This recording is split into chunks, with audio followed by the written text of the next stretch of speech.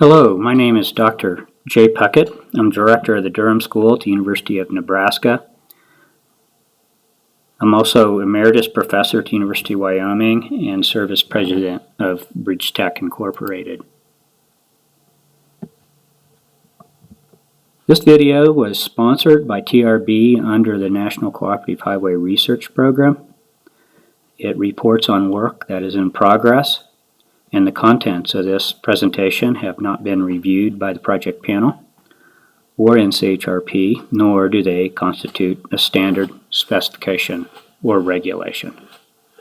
The work reported here was performed under NCHRP 10A, had three primary objectives. Those are to develop an LRFD design approach for signs and luminaires, develop three divisions: design, fabrication and construction, and asset management. And then lastly, to provide 16 designs. I had the privilege of leading talented group of professionals. I had a co-PI, Michael Garlick from Collins Engineers. And in section 1, we were supported strongly by Dr. Roy from Lehigh, Dr. Barker from Wyoming, Dr. Connor from Purdue, Dr. Minzemer from Akron, Dr. Nowak from Auburn, and Mark Jablin from Bridge Tech. Michael Garlick was supported strongly by Jeremy Coons in the development of Divisions 2 and 3. Our work is reported in NCHRP Report 796 that was published in 2014. It contains a report defining the overall work. It contains a calibration report as an appendix, which dives into the details associated with determining the load and resistance factors. It also contains 16 example problems, which is contained in an appendix.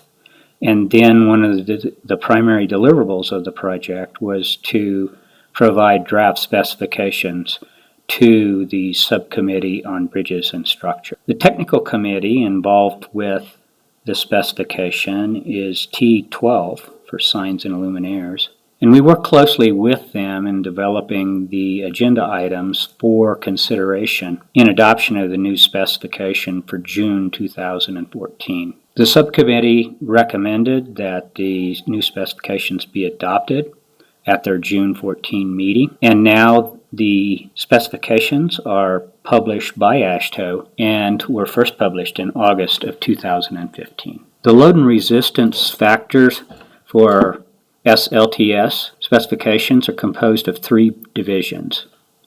Division 1 for LRFD design, Division 2 for fabrication and construction, Division 3 for asset management and inspection. Division 1 is organized in the same way as the previous allowable stress specifications. It has the same organizations. You will see that there is an introductory chapter followed by standard features, significant modifications in the Section 3 for loads, analysis and design, and general configurations remains largely the same. The steel design section was changed significantly to an LRFD format. The aluminum design section was changed significantly to an LRFD format that parallels the aluminum design specifications. Section 7 included changes for pre-stressed concrete design. Those modifications largely parallel modifications to make them consistent with the LRFD bridge design specifications. As far as the fiber reinforced composites design, there was not a lot that changed there. Wood design was updated to an LRFD format and was revised to contain the latest procedures outlined in the wood standards by the National Design Specs. Serviceability requirements remains largely the same. Section 11 for fatigue remains the same from the most current allowable stress design specifications. Recent work with respect to both the fatigue loads and then also the resistance methodologies are included and were already adopted in the specification for Section 11 for the standard specs. These fatigue design requirements flowed through largely unchanged for the LRFD. Section 12 includes breakaway supports, also includes reference to the latest MASH standards, and the foundation design section was updated to LRFD. Division 2 contains information associated with fabrication and construction. There are materials in Section 14 associated with detailing and fabrication. Some of this information was previously located in Section 5 of the allowable stress specifications and moved to Division 2. So all that kind of information is in one location. Section 15 addresses construction. Finally, Division 3 addresses asset management, which includes information on inspection and reporting, includes initial draft of the core elements, and then also some advisory information on asset. The basic design equation requires resistance be greater than the load effect. And in the allowable stress methodology, we often take resistance and we scale it by a factor of safety, thereby lowering the resistance available, and then compare that to the expected load effect.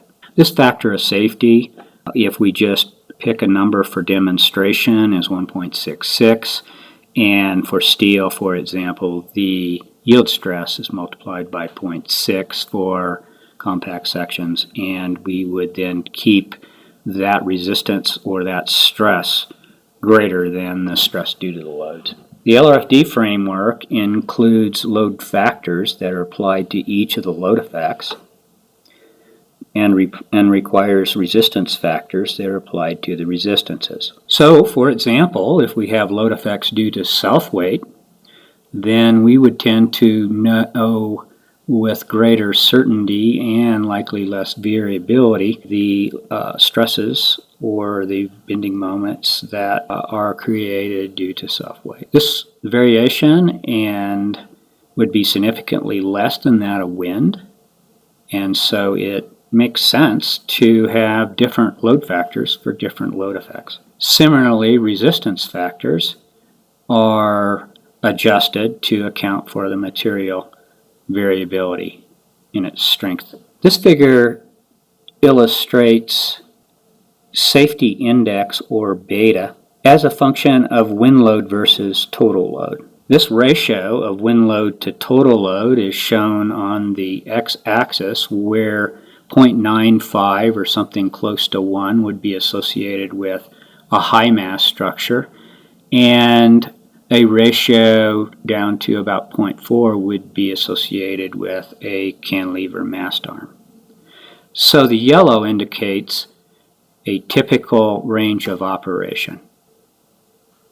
So when we calculate the safety index, or the reliability associated with the standard specifications associated with the allowable stress design, then we see it starts out at about 2.5 and then increases to about 3.5. With the calibration process that was achieved in NCHRP 1080, we were able to achieve a much more uniform level of reliability over the operating range. And so the reliability or safety associated with the mast arm would be largely the same as the safety associated with a cantilever structure. So in summary, the rationale for the LRFD approach is provided.